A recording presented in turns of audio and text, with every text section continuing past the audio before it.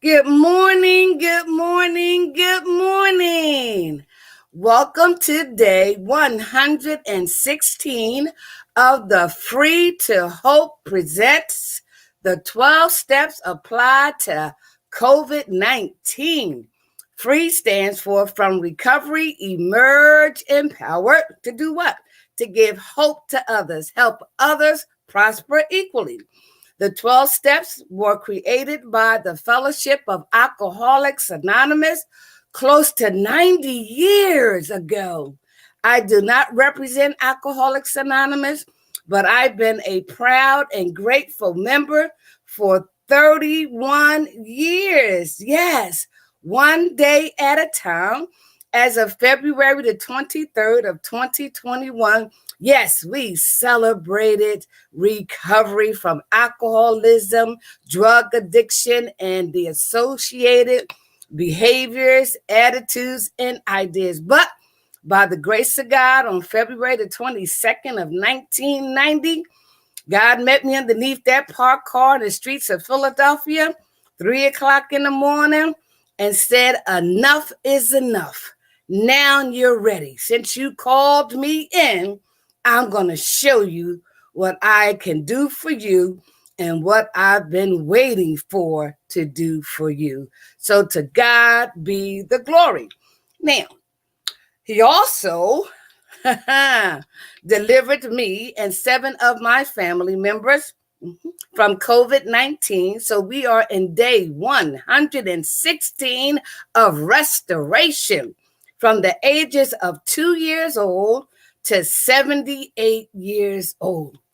Back in October, November, December, our family went through it, but our Creator brought us out for the sole purpose of rescuing broken, wounded, and shattered people like me and like you, to rescue broken, wounded, and shattered people like me and like you. So he's going to use you, use me, so that we can rescue others. That's why he allows us to go through, to get through, and he brings us through so that we can help save one life, one family, one culture, one community, one city, one state, one country, while we simultaneously go through this COVID-19 pandemic.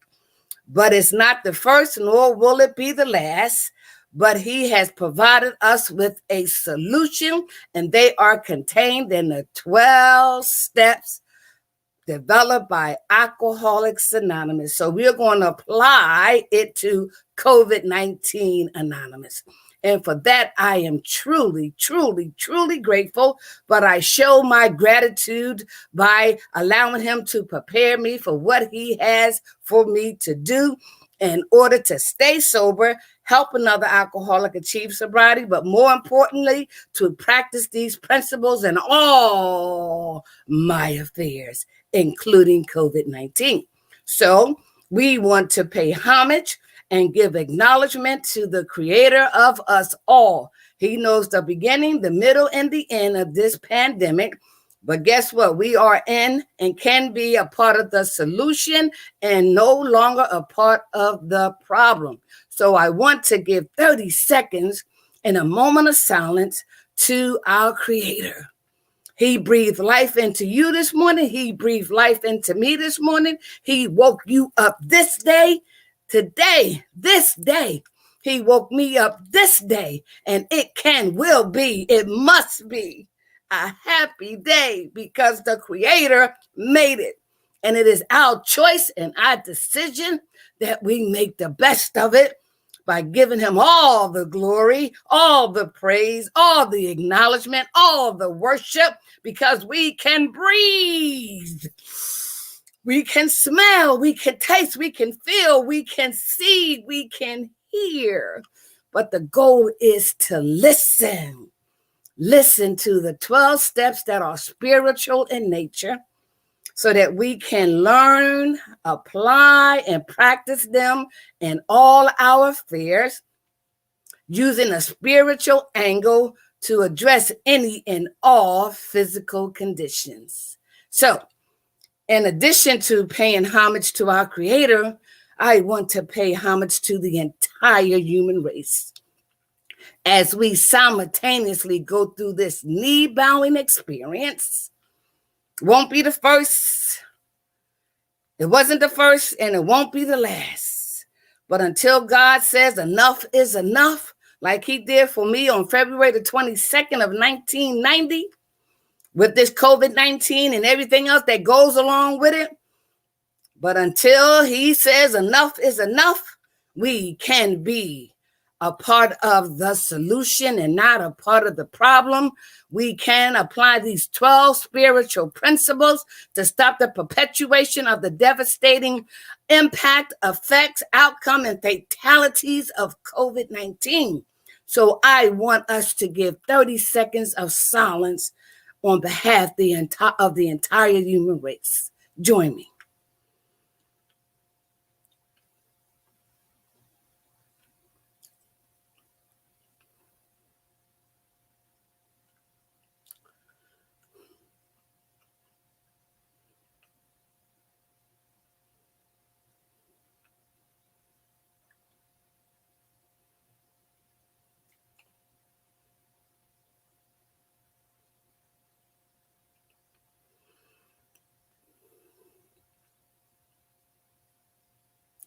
Thank you, thank you, thank you.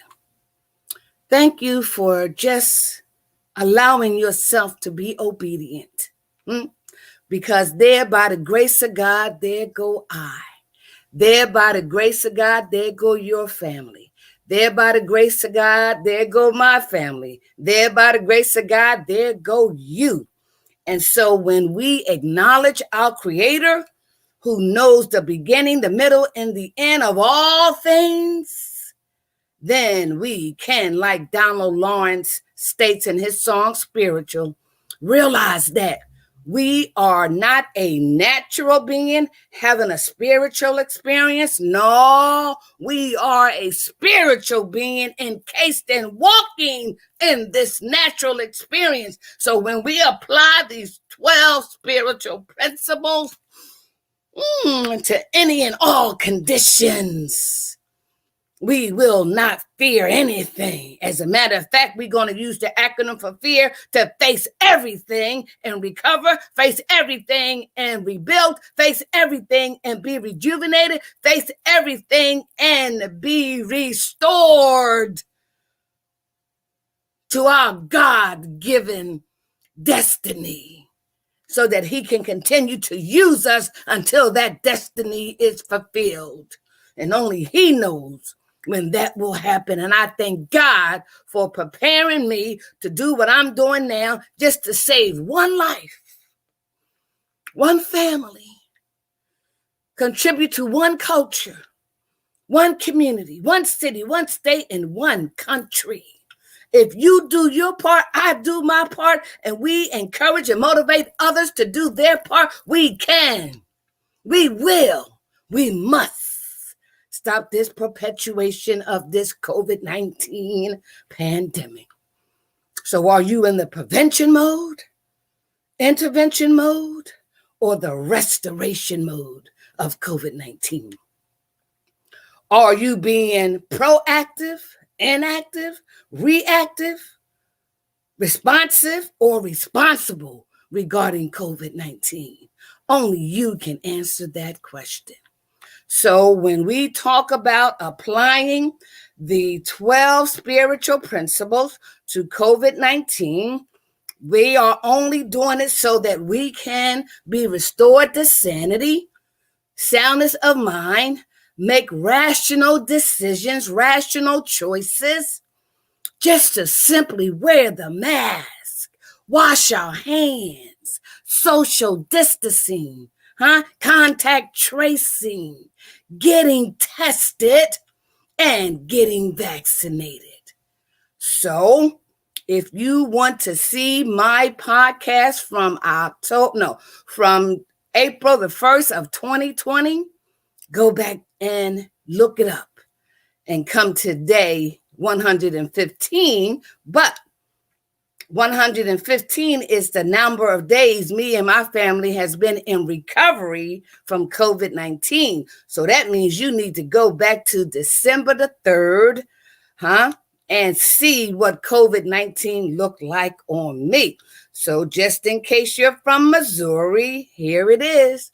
That's me with no dentures, no makeup, weighing less than I weighed before I contracted COVID-19, couldn't hardly breathe, couldn't hardly smell, couldn't hardly taste. My whole body felt like a toothache.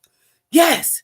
And so, as you see in the next picture, I was able to share the transparency of having COVID-19 to what you see today. But it's only because I continue to practice applying these 12 steps to taking the simple suggestions of the CDC, because I didn't do it before. Therefore, I contributed to contracting COVID-19 and infecting members of my family. So I implore you, I beg you, I beg you, please, please, please, please, don't be like me. Don't be like others who were defiant, rebellious, stubborn, self-centered, selfish, egotistical, prideful, had an attitude of being invincible. Please don't be like me. And others who took this COVID-19 for granted, who is yet still taking it for granted. So the experience, strength, and hope and wisdom that I've used over the last 31 years and applying them now to COVID-19 for 116 days. 116 days. I can't listen. I think I said 115, but it's 116 days that I still practice these simple CDC suggestions, because the numbers will continue to go out the roof. But there is a solution, and they are contained in the 12 spiritual steps. We apply them to Gamblers Anonymous, Sex Anonymous, Cocaine Anonymous, Narcotics Anonymous. What about COVID-19 Anonymous? If you want to be a part of the solution, the solution, wear your mask. Wash your hands, social distancing, contact tracing, getting tested, and getting vaccinated. So no matter what we are going through simultaneously around the world with this knee-bowing experience, if we just learn, apply, and practice these spiritual principles to COVID-19, we will see we can turn this thing around. One person at a time, one family at a time, one culture at a time, one community, one city, one state, one country. And if we do it simultaneously and holistically on this thing called Earth, we can, we will, we must stop its perpetuation, devastating effects, impact, and outcome, and fatalities. So I learned with the vaccination shot that I got, and I'm going to show you that it only decreases the severity of the symptoms should I or my family members contract COVID-19 again, which would decrease the possibility of us being hospitalized and the possibility of us dying from COVID-19. So don't be like others and like myself, that if I coulda, woulda, shouldas, of those who have transitioned, those who are left behind, those who are suffering through it now. Learn from our experience, our strength, our hope, our wisdom, our lack of wisdom, our bad decisions, and our bad choices. Yes, you do not have to go through what we went through. You can be in the prevention mode. And it's not too late to be in the intervention mode either, for all of us to be restored, to soundness of mind, achieve that psychic change that is needed for us to make rational decisions, choices on behalf of each other, because we are all in this together. Okay? I wanted to share that this morning on this happy new day, because I want to dedicate this episode to a couple of people. Many of you know on March the 23rd, my mother celebrated another birthday, even though she is in heaven. Yes, but even though she's in heaven, I had a mother that prayed for me. She had me on her mind. I'm so glad my mother prayed for me. Let me show you what I'm talking about here. You see me kissing her on her cheek.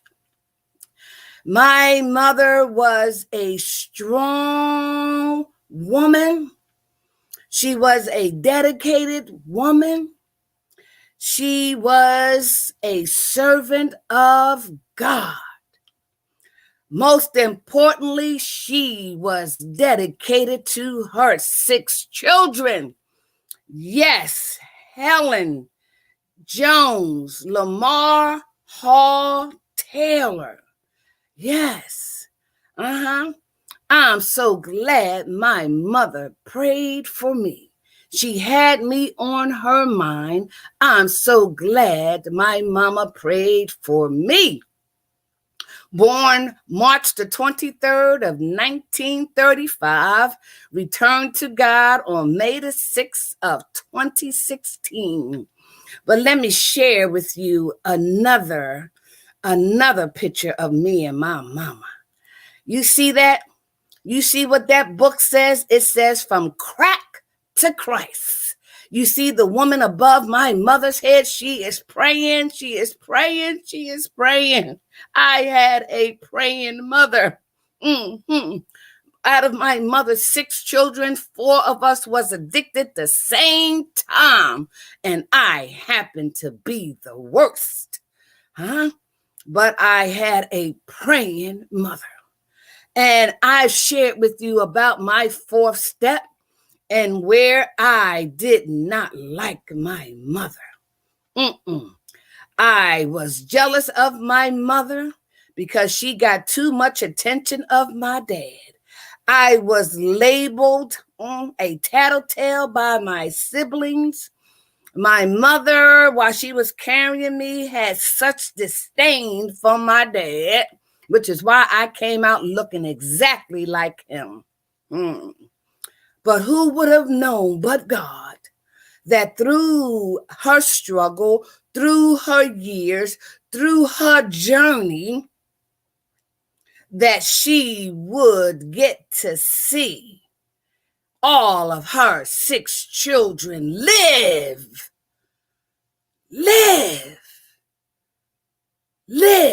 before she died. And that all 4 of us, to some degree or another, who were addicted to drugs and alcohol and the lifestyle, have been or are in recovery. I have been the one who stayed with it for 31 years, not knowing that God was preparing me for an awesome, beautiful task.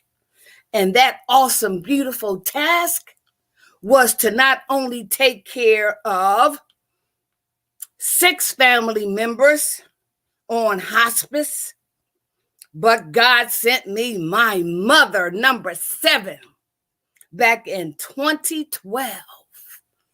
And I took care of 3 family members on hospice at the same time. My mother, my sister, who's sitting right next to my mother, my Aunt Elsie, and through the 12 spiritual principles, I was able to be prepared to do the awesome task of being responsible for the care of my family members. You may call me, or they may have called me, the black sheep, the prodigal child, but God knew and knows my destiny. He continues to order my steps, and I'm so proud that I was able to be there for my mother and other family members. But this is about my mother, part one of the 2 dedications I'm doing this morning, during this episode. I didn't realize I had a lot of my mother's characteristics because I wanted to imitate everything my dad did, not my mom. But God has a sense of humor, because what I thought I did not want or need from my mother's character, God said, oh, you just wait and see. You just wait and see. So my dedication as the month of March closes out to my mother is that I have the same caregiving characteristic my mother had. She said, Edwina, I already knew when you was about 2 or 3 years old, you wanted to help me with the kids. You wanted to do this and you wanted to do that. And you one day said to somebody in a very loud and exciting and enthusiastic way, my mama got 2 boys. And there it is. I inherited the family characteristic of my mother, keeping family together, providing for, supporting them, right? Even during my absence of my drug addiction and that lifestyle. But God was preparing me. Yes, He was preparing me to do and continue the legacy of my mother by being family oriented, loving kids and grandkids and embracing them. My mother believed in her children. She believed in keeping them together. And guess what? I feel the same way, not only about my children, my grandchildren, but other children as well. So I thank God for that characteristic. The other characteristic that I want to share that I have that will lead me into my next dedication. Although my father, Edward Clinton Hall Sr., was so abusive, egotistical, prideful, stubborn, mean, yet my mother loved him. They were teenage parents, but she loved her some Eddie.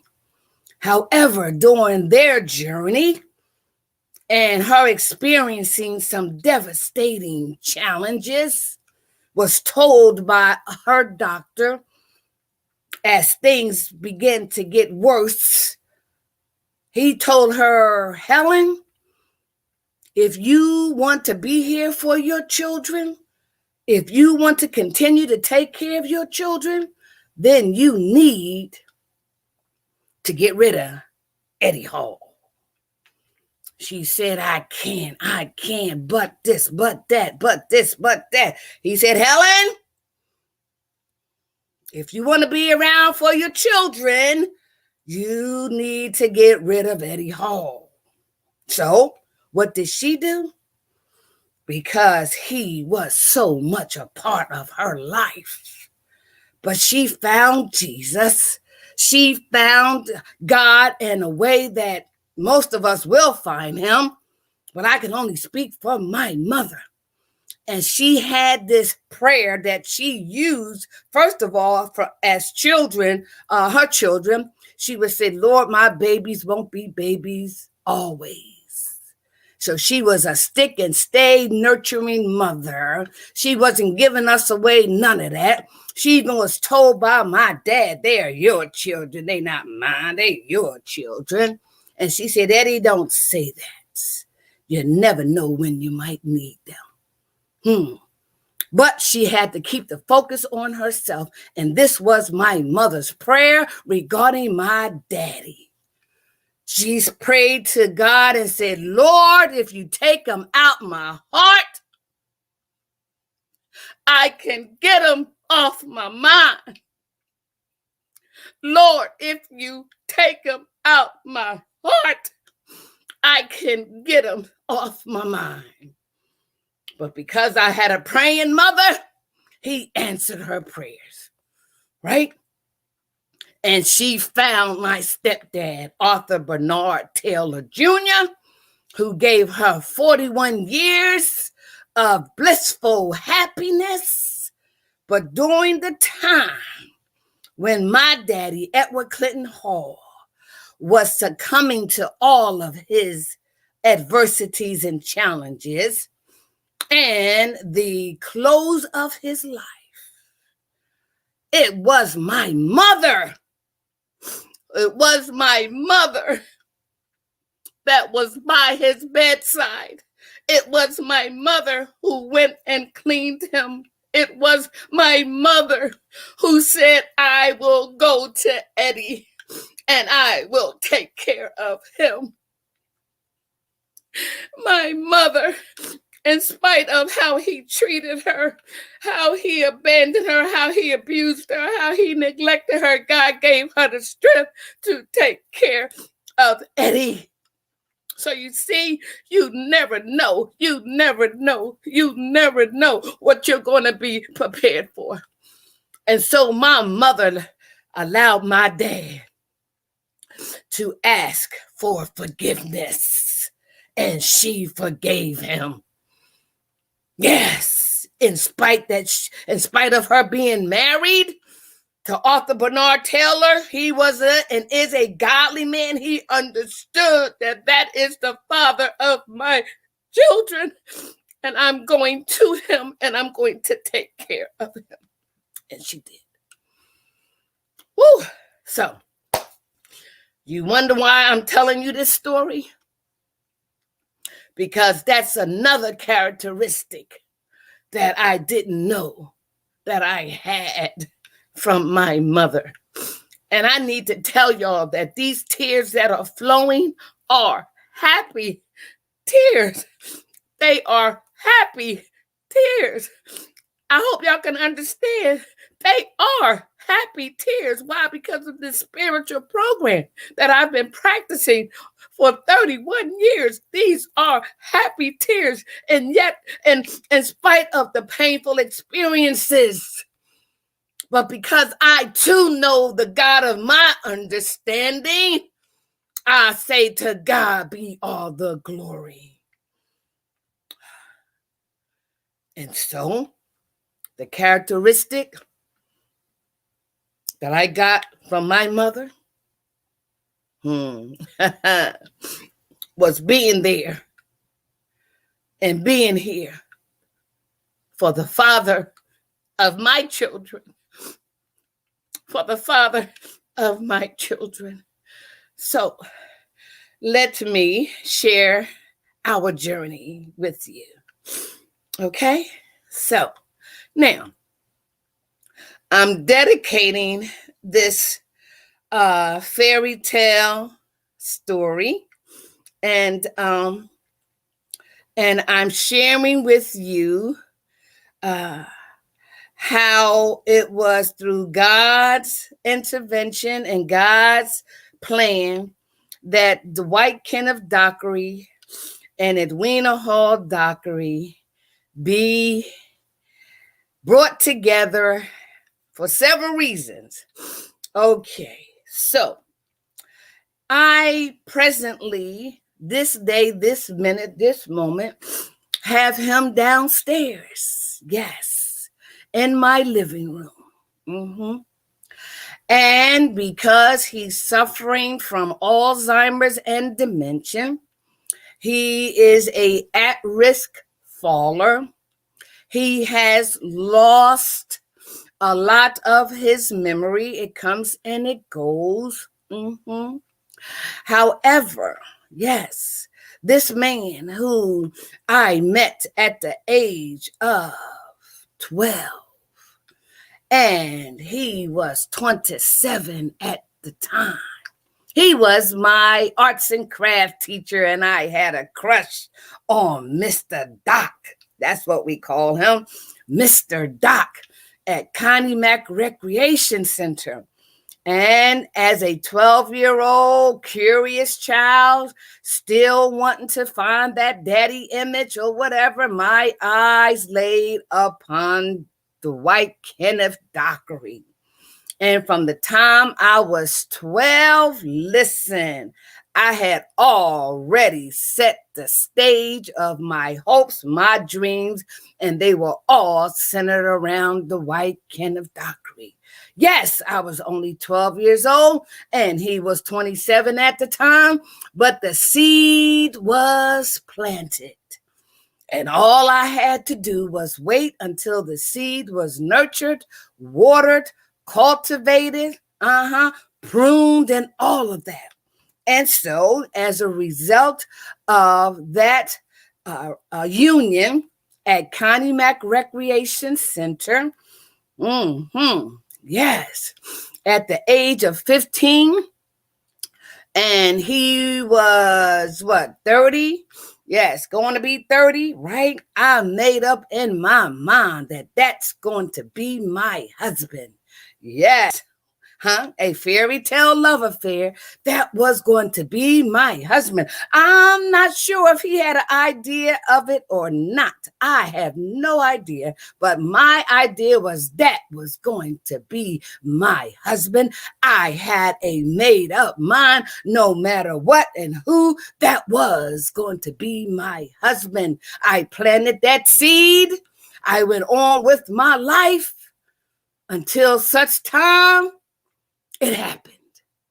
On February the 14th of 1975 in Elkton, Maryland.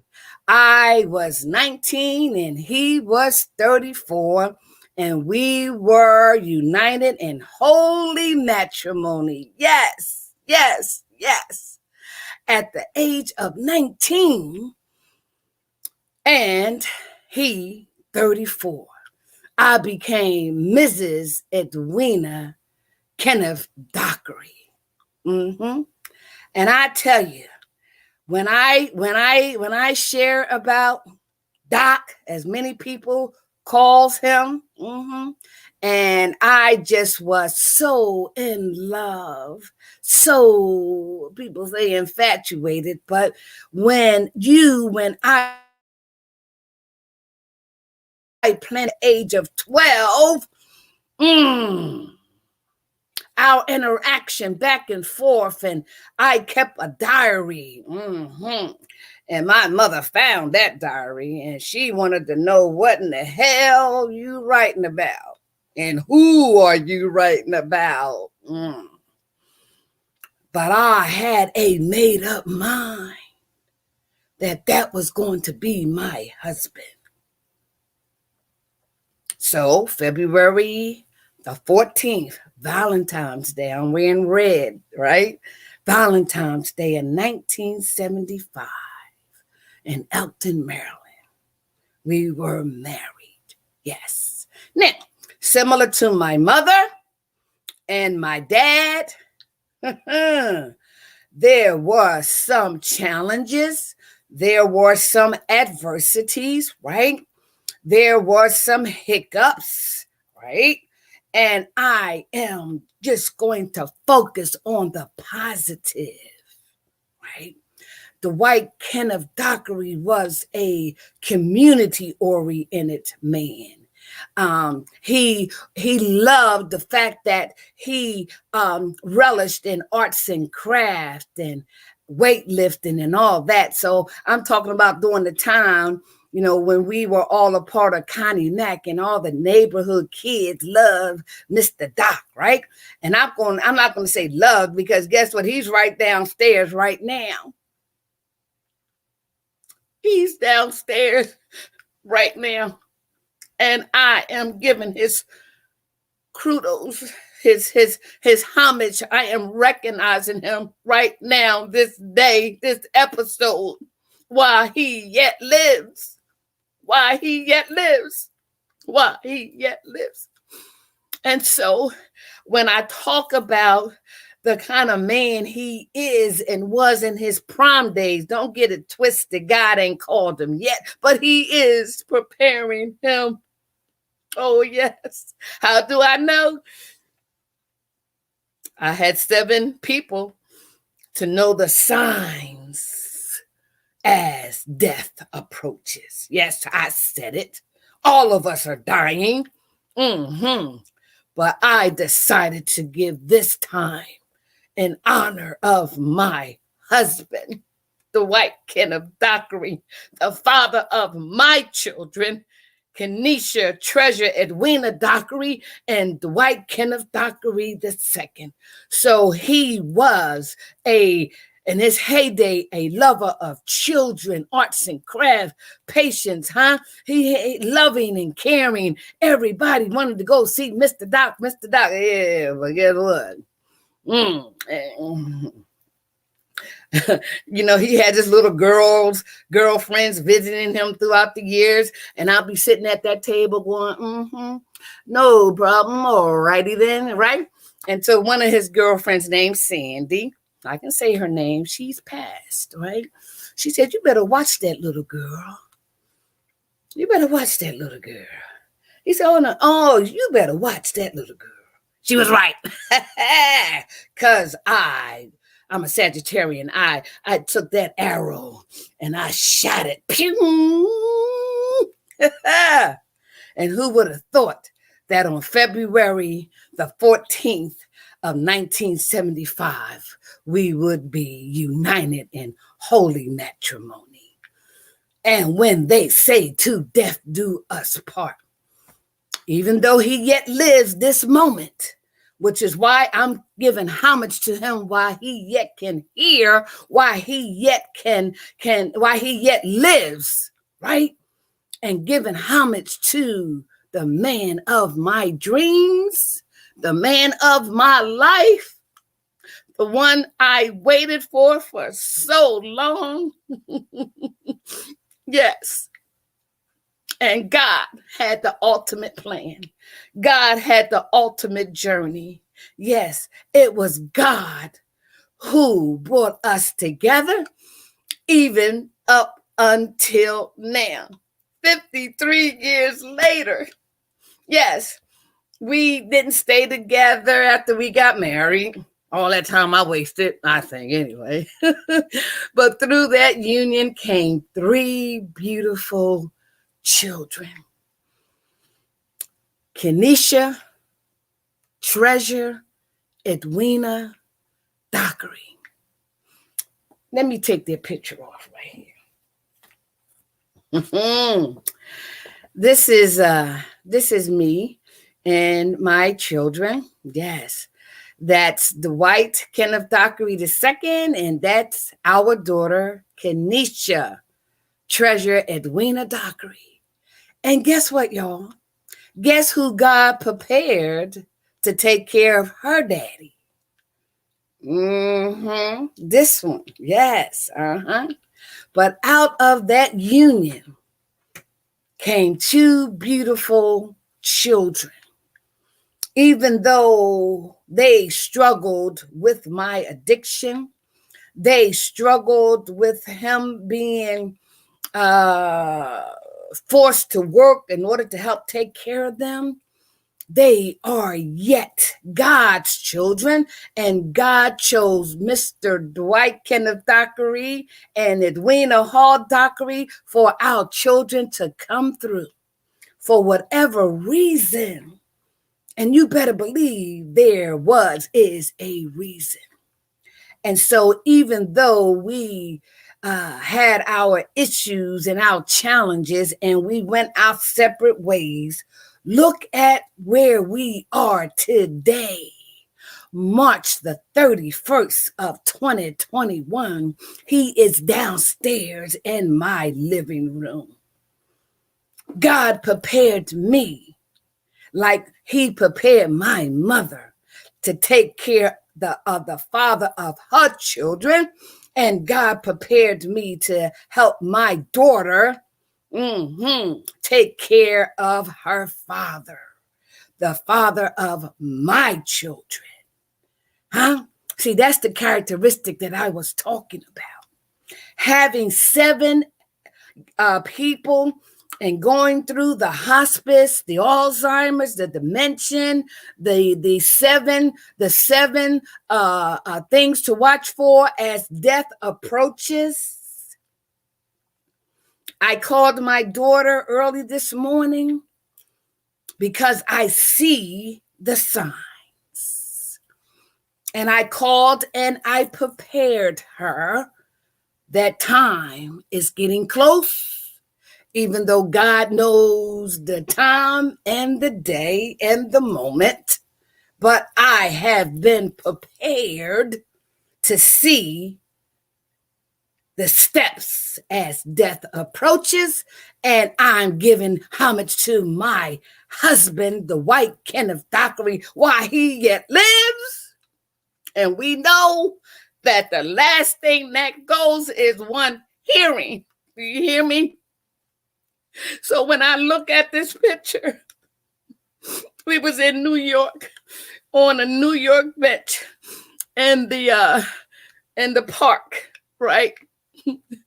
And I don't know what he was thinking, but I was in the arms of the man I waited for so long, which is why I call, in my perspective, a fairy tale love affair.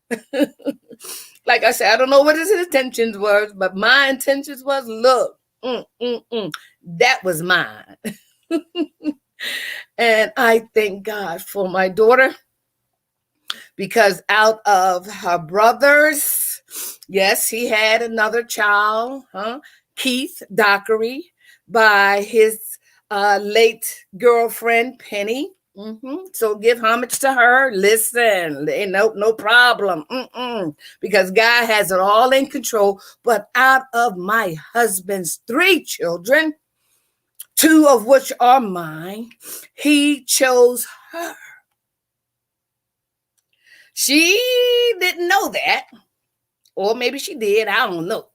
But he chose her, he prepared her, and she took on the task of taking care of her dad, calling out for help from the brothers, right? Just like with me, calling out for help with my mothers and my siblings. My son said to me when I was struggling with what God had gave me, he said, Mom, why are you tripping with your siblings? God gave that job to you. He chose you. He was right. But God also chose my daughter. And so with her 3 children, her being a entrepreneur as well as working for the city of Philadelphia, she yet sacrificed to take care of her daddy. She is a daddy's little girl. Yeah. I know. I was a daddy's little girl too, so I understand. But it was through her efforts and knowing that, that one day, who is it going to be to take care of our daddy?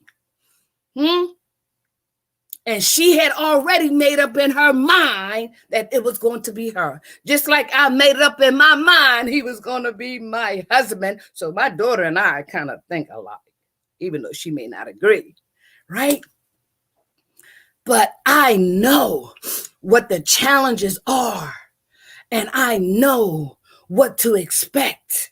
I know what's coming down the pike because I had 7 to teach me, to show me. Huh? Yes. And I am writing a book on the art of caregiving, the chosen one.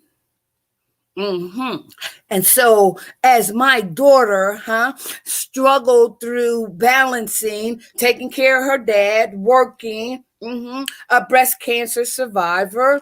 Listen, come on now. I'm retired, right? I got a house full of grandkids that are not biologically mine, which again shows the characteristic that I have of my mother. Yes. Yes, I was chosen.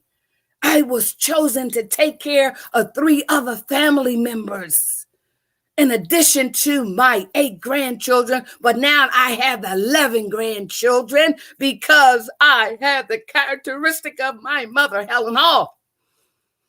And so, just like my mother, I have the characteristic of helping out my daughter with my first husband. Yes. So he's been here for a couple of weeks, and his Alzheimer's and dementia, and he's been falling and everything else. But guess what? God is preparing him.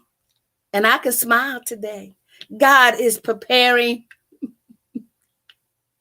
I can smile in the midst of crying because these are happy tears. He is preparing to bring the white Kenneth Thackeray home, but he yet lives downstairs in my living room. Yes. So when it says to death do us part, I would not have imagined at all the female friends he had, all the girlfriends that he had, but God chose me. God chose my daughter to be here for Dwight Kenneth Thackeray, the father of my children. And so, having the characteristic of my mother, the only difference is, listen, I ain't in no relationship, don't want to be in no relationship, although I mourn a special relationship. I really do. And I had to ask and recite the same prayer my mother asked. If you get them out of my heart, I can get them off my mind. If you get them out my heart, I can get them off my mind. And it's not the father of my children, but it doesn't negate me from doing what's necessary for the father of my children. And so when it's deemed necessary, and if it's God's will that I get what? I don't know. I don't care. I'm doing great because I'm doing what I believe God wants me to do. And that's to be here for Dwight Kenneth Thackeray.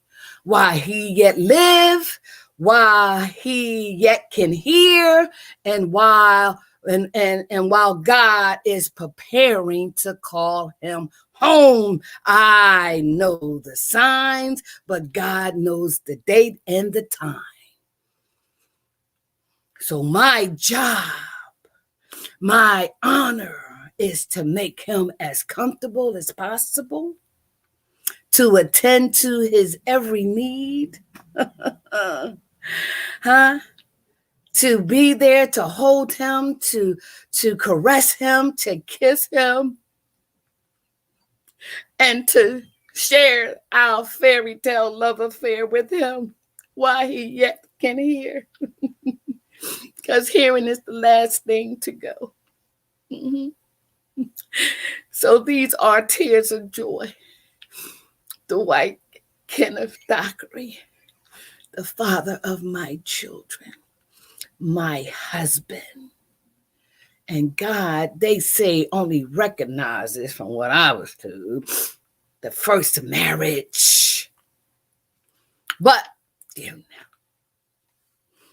so I just wanted to take this time to acknowledge Dwight Kenneth Dockery, share with you a little bit of our fairy tale love affair. And us being together in one way, shape, form, or fashion for 53 years. 53 years we've been knowing each other. And look at you saw the children, right? Here are our grandchildren, the 8 of them, right? One is missing, Xander, Dwight Dockery, right? We have Elijah Dwight Dockery. We have Bryce Dwight Dockery. So, so Dwight is in there, right? But these are our beautiful grandchildren, right? And a couple years ago, and this picture right here is when we had the cookout, and we were able to, demonstrate what it was like to have a family reunion. So let me take it out, right? Oh, yeah. And so I don't know if you can see it. And let me see. Let's see. This is our family and other family members, but that was the last time we had a reunion. That's why we can't waste time. We can't put things off. We have to deal with things as they come. And that's why I'm so glad that I volunteered, knowing what my daughter would be facing, even though she tried to do it on her own. And she probably, would have to. Guess what? But why? When we as family should look out for one another, particularly if we have experience in some specific area where one doesn't have. But my daughter can continue to prepare for her 3 children while I take care of her daddy. Yes. And while his sons, Keith and Dwight II, only God knows about their relationship. And like any other relationships, there's some ups and there's some downs, but God chose our family. We choose our friends. We don't choose our family. So the goal of this journey on earth is to find out what the spiritual connection is and was. So I give God all the honor, the praise, the glory, the worship. I give him the honor, the praise, the worship, and the glory for bringing together Dwight Kenneth Dockery and Edwina Dockery together and have shared 53 years on this earthly journey in one way, shape, form, or fashion. Even though this is March the 31st of 2021, look where he is and look where I am. We are together. We are together. And only God could have orchestrated that like he did for my parents. Before my dad died, my mother and my daddy was together. Yes, they were together. And so you never know what life is going to prepare you for. And again, don't get it twisted, y'all. These are happy tears because of the 12 spiritual principles. We learn to detach from the emotions in order to make better and objective decisions. So that's why I can do what's necessary. That's why I've been prepared to do what's necessary, because I detach from the emotions in order to do God's will. in order to be present for somebody else who needs help, who needs someone to look out for them, who needs someone to comfort them, who needs someone to say it's going to be all right, who needs someone to say, I love you. And my daughter would say, I love you, Daddy. I don't know what my son would say, but in his heart,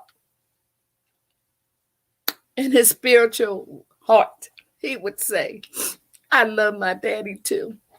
And also their stepbrother Keith, he would say the same thing, but God had a different assignment for everyone, everybody. Everybody has their own assignment. So let me close with this. If you have any grudges, if you have any resentments, if you are going through anything with your family members, blood family, or anybody for real, because guess what? We're all one family, and it's called the human race. But God chose our family members for a spiritual reason. And so when we apply these spiritual principles to all our affairs, we must put the anger aside, the resentment aside, the hatred aside, because you never know when you are going to be needed. You never know when God's going to prepare you to be there for that person.